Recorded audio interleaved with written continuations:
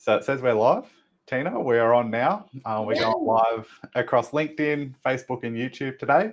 fantastic. And my name is Mitch Toner, here with the gorgeous Tina Summers. And Tina, before we get started, was there anything that you feel like expressing to the viewers today? Only to say how amazing you are, Mitch. And I had tech issues at the final hour here before the live, and you came in and helped me sort through them. So I am eternally, as always, grateful. Thank you, Tina. And do you want to quickly give them a demo of what we've been working on? Because it's pretty cool stuff. Yeah, I'm really excited about it. So I've been learning how to change my camera view. So this is so that people can see my palette and what I'm working with. And this is a picture of a canvas that I'll talk a bit more about later. But yeah, just flicking through all the different cameras and being professional, which is how we want to always be, right? Yeah, and such a brilliant way to facilitate what you do. So before we get into it, I'll just say as well, we're both from the Newcastle, Hunter and Port Stephens region. I met Tina, what do you think, about 2 years ago? Yeah, I think it was about 2 years ago. Yeah. Yep. And we've grown together a lot in business and in life. It's been amazing to share your journey, Tina. And I'd love you to be able to express that and be able to pass it on to the audience here today. But this is just a short, quick LinkedIn live session that I like to run. It goes for about 15, 20 minutes. And it's a great opportunity for others to promote what they do and, yeah, get in front of my audience, which I love to help promote people on. And one short little plug from me is that I love to host networking meetup events. And the next one that we have is on Friday, this Friday, March 14th. We host these at the Newcastle Cruising Yacht Club, and they are completely free. Kickoff is at 1 p.m. It goes through to 4 p.m. And yeah, the first one was amazing. We're really looking forward to the next one and growing the group from there. But I'll stop talking now, and I want to hear from Tina. So, Tina, I'll pass you over the floor. Did you want to maybe start with, how you become an artist, where all of this inspiration has come from, and also how you like to help your community now? Yeah, absolutely. So I didn't realize that I was an artist until I was probably in my 30s. I think every young child believes they're an artist, that they are super creative, and I wholeheartedly believe that that's true until life sometimes shuts it down in us. And I was 3 years old when that messaging about not being able to paint was first said to me. It was while I was at preschool, and what the preschool teacher had said, because I was hogging the easel with all the paint supplies, and the teacher and I had a bit of a row about it. And she ended up telling me that maybe you can't paint anymore today. Wow. Do you remember what you were painting? Well, unfortunately, yes. I was quite the artist, and I had one pink stripe down the left-hand side of the big brown butcher's paper. And the teacher tried to tell me, like an adult would, there's all this paper space, but I knew the painting was finished. There was one pink stripe and it was done. It was finished. And the teacher tried to convince me otherwise, and I wouldn't agree with her. Wow.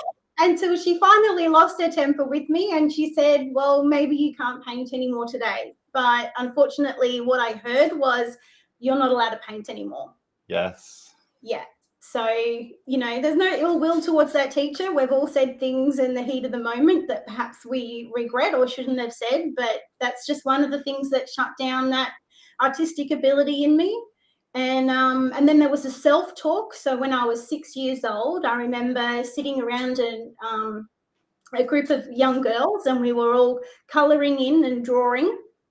And I remember we're at that age where you start to compare your ability with other people's. And so I looked at what another girl could do, and I looked at what I could do, and I said she was a better artist. And all she was, Mitch, was simply more advanced. That was me. She had an epiphany that I hadn't had. And so it wasn't that I couldn't do it. It was that she was just further along her journey than I was. And that was all it was. But that internal voice said, I can't draw. Yes. Or I'll never be a good drawer. I'm not as good as this person.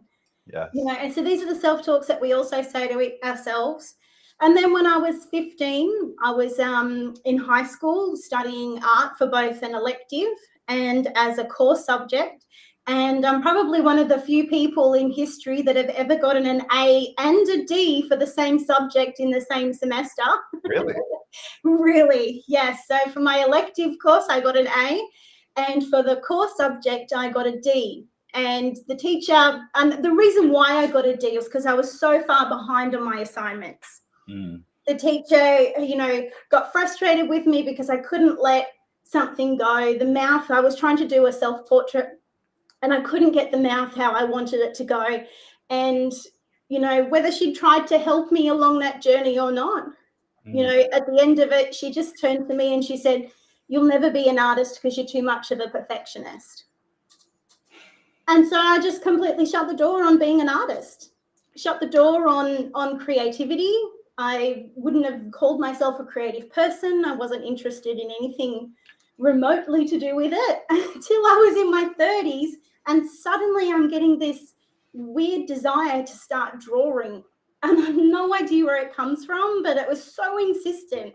This little voice inside. So I just went, fine, I will get some paper and I will get a pencil and I will sit down and try to draw something. And I tried to draw something, and I'm going into it with the attitude of I will prove myself right that I can't do this, right? Yes. Except what I produced certainly wasn't, like a masterpiece. Yep. But it looked like the thing I was trying to do. And so I saw, even though there were so many flaws in it, I saw potential. That's great. It was something that could be built upon and some skills that could be developed. And so that started changing my perspective. And my friend Kathy, who you know, Kathy from Yin Yang Consultancy. Of course, our first guest on this series of LinkedIn Live, by the way. Yep. Yeah, awesome. So she did a couple of sessions with me and through the NLP, and we unrooted all those things. So now my self-talk is I am allowed to paint. And I am an artist and I pursue excellence instead of perfectionism. Oh, Tina, I love this so much. And free, Mitch, you have no idea the freedom that I have as an artist now. I am painting with zero critical thoughts. And that's not to say that I can't see improvements and where improvements need to be made, because I do. But I don't have that negative self-talk in my ear telling me that I'm terrible at this and, that's not the right color, you suck, and all those awful things that we hear in that self-talk dialogue. But I don't get any of that. I just think, I didn't get that quite right. I'll have to try it again. And it's as simple as that. There's no self-recriminations at all. I'm so inspired by you, Tina, as well, because, there's lots of artists out there who are sort of born with a natural talent and they grow up being an artist, they become an artist, that's their life. Yeah. But for me, I'm so fascinated by people when they choose to do something different and find what they're passionate about. And when I met you, you're a virtual assistant doing some bookkeeping work, and you rock up in the suit, you were very professional. You were still Tina, and that's who I become friends with initially. But to be able to share your journey through this transformation and really go for what you're passionate about, like, it truly inspires me. And I can really relate with what you said there too about when you decided to revisit art and you decided to draw something, your frame of reference going into trying for the first time again was that, hey, I'm going to prove to myself that I actually can't do this so that I can squash it once and for all and move on with my life. Right? And I've certainly been there before. I'm sure anyone who's listening can also relate to that in some way. Absolutely. But I really love your resilience there to go, hang on, that thing's pretty good. And I like the self-awareness to recognize that that's really what you enjoy. And so to be able to share the journey that you've been on and get yourself to where you are now, a powerful businesswoman and networking leader. We talked about your model the other day and you've got so many exciting things going on. Did you want to share with us too where you've come to now and where you've landed and what all this new exciting stuff is about? Yeah, absolutely. I'm really, really enjoying. So like I said before, I think everyone has that innate artistic and that innate creative ability, and maybe it shows up in a different way for most people. It could be through songwriting, it could be through writing itself, it could be through playing a guitar, or oh my goodness, creating spreadsheets. Some people can do amazing things with spreadsheets. I would not have a clue, because creating itself is simply creating something out of nothing. You can create an amazing work environment. You can create a hospitable area that people love to come to your home and you love to have people over. That's still a type of creation. And so, you know, you can do all these things in a way that releases that creativity inside. And so part of me fostering that is I'm also aware that there's probably a lot of people like me who haven't thought about being artistic since they were in school, who haven't thought about creativity. Yeah. And there's probably a lot of people out there as well who are, you know, in that place where, you know, I'm so time poor, I don't have time to start a hobby, I don't have time, you know, to invest into something. Mm-hmm. But, you know, there's some amazing research out there that shows that just participating, and that can be like actively participating or observing, but participating in one art activity a month can potentially increase your lifespan by 10 years. Gee. And the reason why that is because it reduces your stress levels. And we all need our stress levels reduced. Oh, yeah. Oh my gosh. But it's this weird catch-22 that it's really hard to be creative, because one of the things that suppresses creativity is high stress levels. Yes. And so you end up in this weird catch-22 where you're too stressed to create and you can't create because you're too stressed. And so this is something I'm really excited about. I'm excited about this Paint and Connect, because what it is, it's designed for people who don't necessarily want to do an art class, but they just want to turn up and paint something. For instance, like this painting here that I showed you before. So this is fantastic. Yeah, so this is a free painting session that I'm offering later this month. It uses these three colors. It's a dark blue, a warm blue, and a cool blue, and a white. There's three paints that you need to join in. Nice and simple. It's going to be super simple. It's really easy to follow along. And what I love best about it, Mitch, is that people are going to participate and their stress levels are going to come down. And because their stress levels are coming down, they're going to be creative. And it might not show up in their painting, but it might show up in their workplace, where suddenly they've got creative solutions to problems. Oh, yes. And I'm really looking forward to joining this one too. And I know that if I ever fall flat and I feel really like uninspired in business, I'm sure you felt this before too. You just kind of feel like, oh, I'm banging my head against the wall. I'm not making any progress. Yeah. I've got that self-awareness to go, I need to go get out of my comfort zone.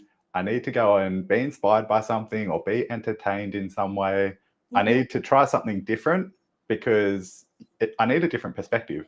The lens that I'm looking at the world from right now is not working for me, and it's just giving me a negative filter on everything. Yeah. Once I can recognize I'm in that state, you know, I look for different avenues that I can go and try different things. And so I'm really looking forward to this one.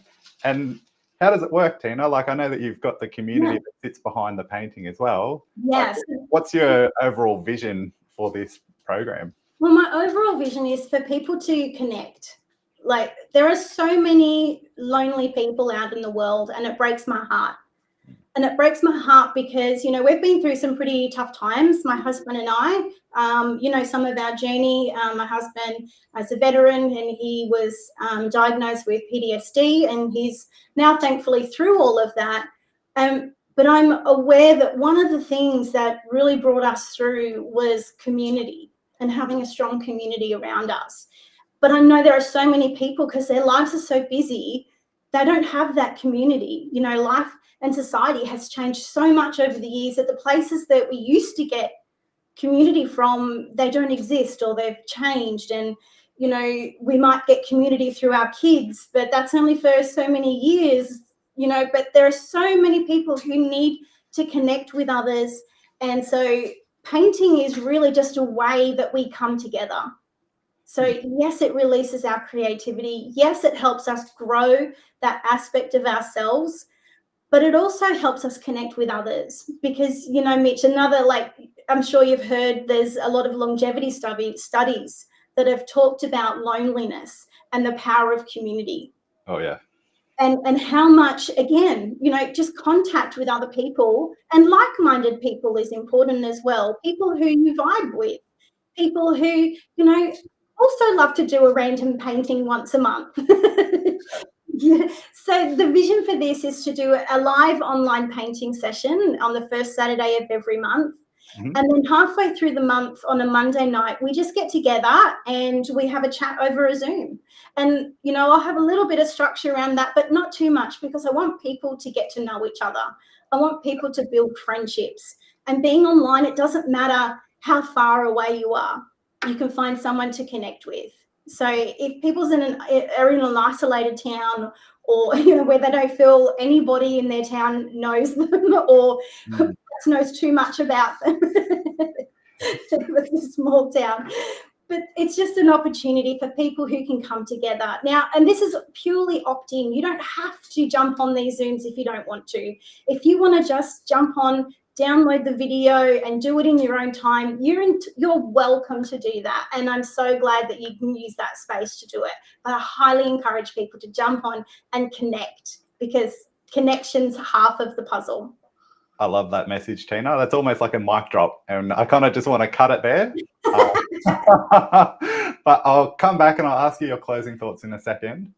Just again, thank you so much for popping on. Love what you do. I'm more than happy to share and support everything that you do with my community as well. Really hoping to assist you in, you know, achieving your mission and your vision there because it's for such a great cause. And particularly, you know, I was talking with someone just yesterday who's a what would you call it, like a liaison with aged care homes. Yes. And he speaks with the residents in there who may be feeling that sense of detachment.